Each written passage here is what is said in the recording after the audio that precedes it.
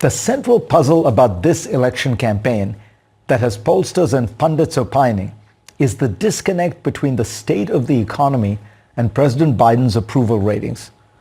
A simple rule of thumb is that a president's approval rating predicts re-election. It used to be that the public's view of the president depended mostly on its view of the economy. But that relationship has gone haywire recently. Look at the economy. America is in unusually good health. It has recovered better from the COVID-19 pandemic than any other major economy. For 2 years, the unemployment rate has been under 4%, a streak the U.S. hasn't seen in nearly 6 decades. Inflation, which was worrying, has dropped sharply since mid-2022 and is now 3.2%. Wage growth for lower-income workers over the past few years has outpaced that of high-income workers. The flood of good news also includes some unprecedented data. In a reversal of a decades-long trend, black participation in the labor force is now higher than white participation. And yet, President Biden's third-year average approval ratings were about 40%, the second lowest of modern presidents. It's currently 38%. Part of the answer is probably the disconnect around people's perception and feelings.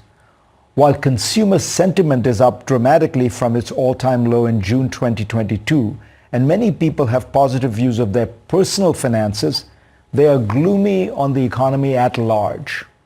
Explanations for this disconnect abound. Some say it's a time lag, others that people are being swayed by social media, still others that inflation tends to trump all else. But I think the real answer is that politics today is no longer fundamentally driven by economics, that our political preferences are today shaped more by issues of culture, class, and tribalism than by how much money we make.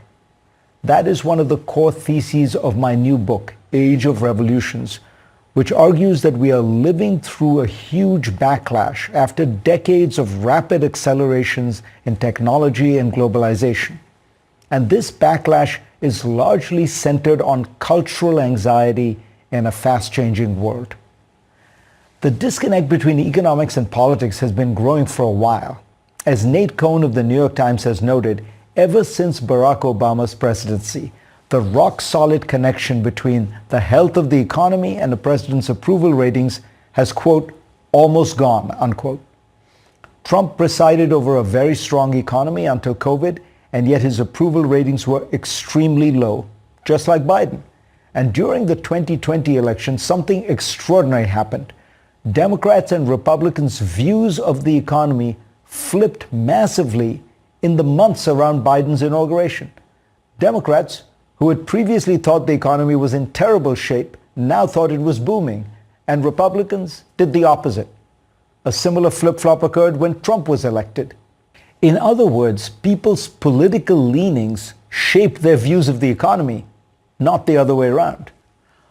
What then is shaping people's political affiliations? I argue in the book that it is identity, which encompasses culture, class, and tribalism.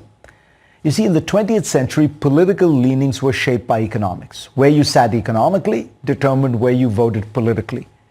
It made sense in a much poorer age when vast numbers of working-class voters were fundamentally motivated by moving up to secure a decent living.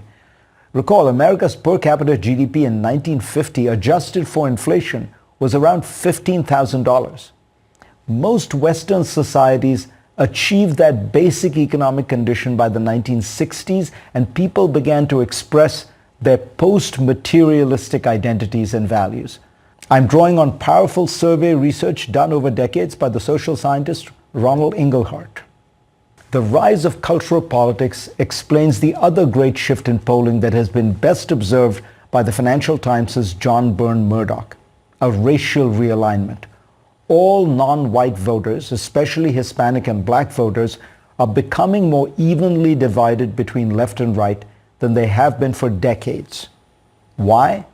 Perhaps many of them are realizing that on many of the social issues that now dominate, abortion, gay rights, immigration, they may lean more right than left. In recent decades, globalization and technology have moved so fast that they have left many people in advanced societies deeply anxious.